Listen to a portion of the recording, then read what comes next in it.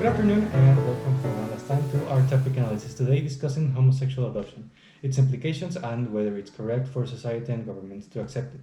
For that today we have once again Alicia, our favorite guest of the show. Once again, thank you for inviting me to the show. We're going to look at this topic based on different ethical and philosophical points of view, as usual. Of course, now first off we should take notice that this topic is very controversial and recent, so there are very little information and cases of this happening and very few studies on the effects of this on large scale society. So most of the information presented will be based on philosophical postures, critical analysis and limited studies. That being said, let's start with a little bit of the background information. Of course. Now, in the past, homosexuality was very unaccepted, and there was little to none information about the LGBT community. So it wasn't even thought of homosexual parenting. Nowadays, we have seen a rising number of homosexual couples, and that also means a higher number of couples that want to adopt children. Of course, now this makes this topic very interesting and important to discuss, so let's begin discussing the ethics of it. Right.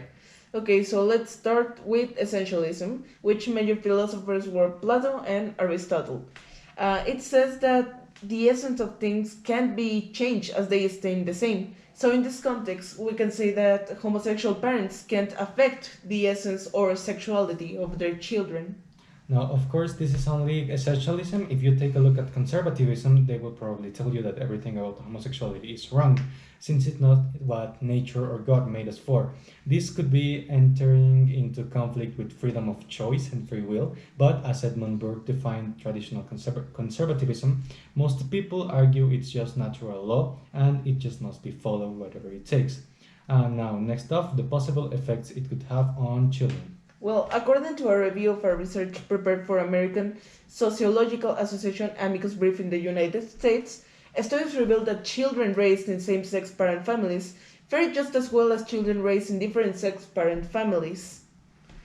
It studied a large wide spectrum of child well-being measures, including academic performance, cognitive development, social development, physiological health, early sexual activity, and even substance abuse.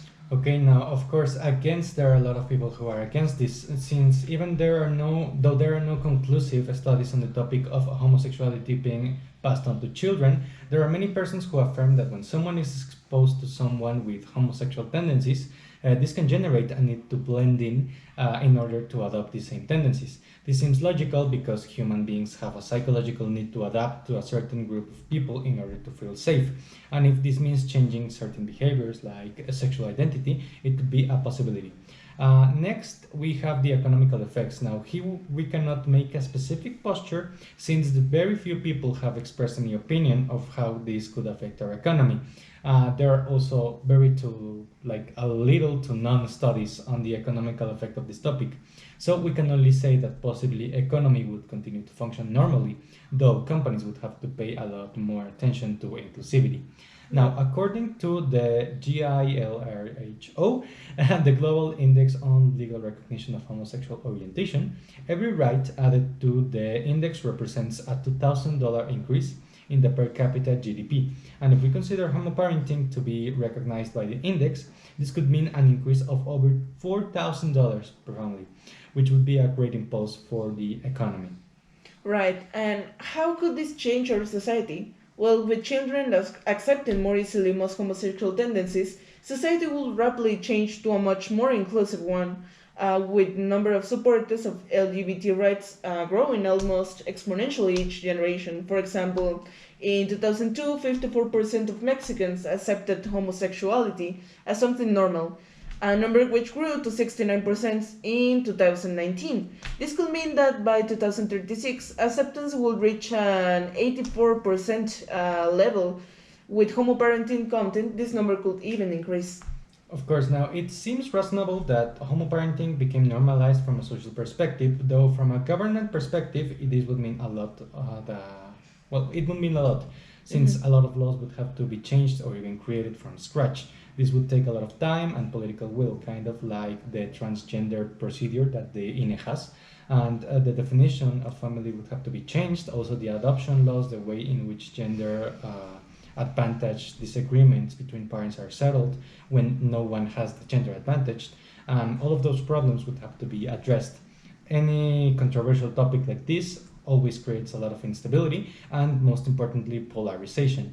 Political parties would start taking advantage of some people's way of thinking for votes, as it always happens, which would lead to even more violence against homosexual rights and even to the loss of lives. So, with everything counted, what are conclusions?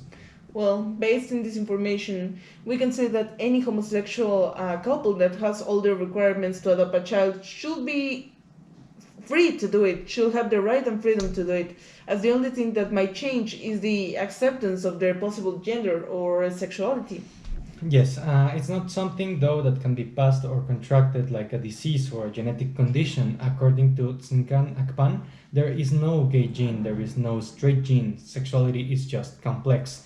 So complex, humans haven't figured it out yet, even after thousands and thousands of years of existence.